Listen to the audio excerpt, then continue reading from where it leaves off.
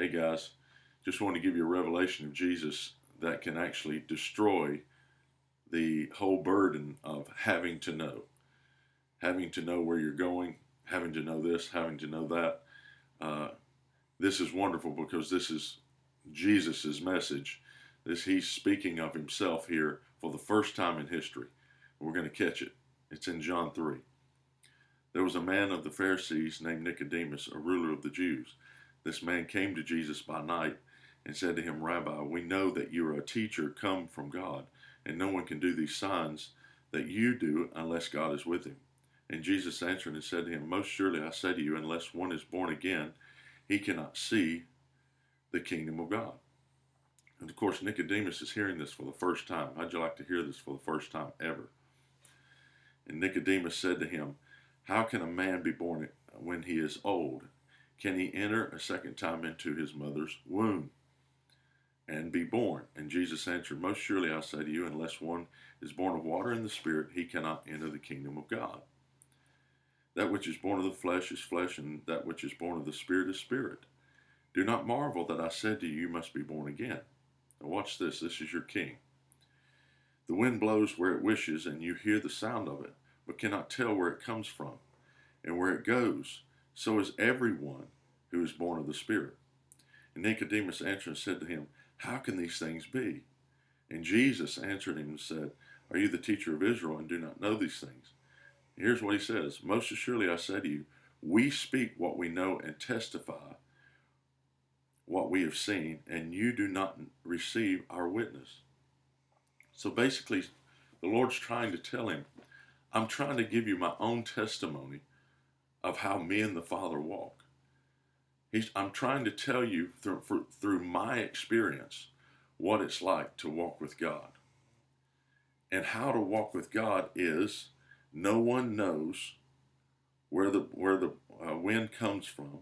We hear the sound of it, but cannot tell where it comes from or where it's going. So is everyone born of the Spirit. Who was born of the Spirit first? He was standing right there. The first one that was born of the Spirit was Jesus. And he walked out this thing first. And he overcame all of those things of having to know.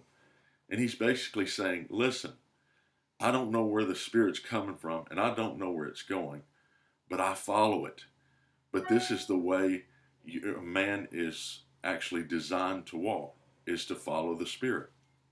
So he's basically trying to tell a Pharisee or a man that has head knowledge and knows it all and wants to know it all. He's trying to tell him, you don't have to know it all. That is the freedom of walking with me.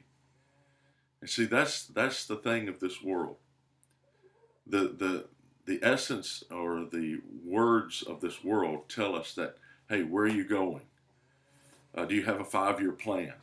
You know, you always got to have a plan. You got to know where you're going. You know what? We've got to know where he's going. We don't need to know where we are going.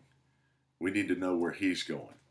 And knowing where he's going means we have to be led. And being led means you don't know where you're going. And that's a scary place with God, because then you have to lose all of your control. And when you lose your control, then God can actually come in and lead you into green pastures. And you no longer have to lead God, and you get to your destination and tell everybody, hey, God got me here.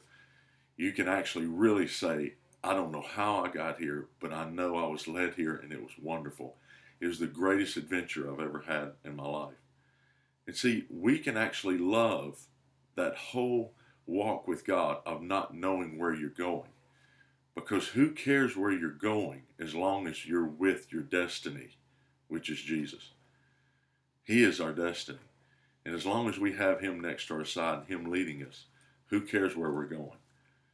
If we go to hell, he's there. If we go to heaven, he's there. If we go to the ends of the earth, he's there. I want to be wherever he is. And I think he's trying to destroy that whole mentality of having to know. And if those that are born of the Spirit are led by the Spirit. So if we're led by the Spirit, that means you're not going to know where you're going. You're going to be led instead of you leading. And truly, to be a great leader, you've got to be led first. And being led first is actually showing the people of how the true walk of the Spirit is. You're the first example, and they get to watch your life and watch you being led by the Spirit instead of you being led by the spirit of the world and conforming into that. I have to know. You have to have a plan. You have to have this. All of that pressure leaves because now you have freedom. You're actually being led by the Lord. All right. Be led today. It's okay to not know where you're going.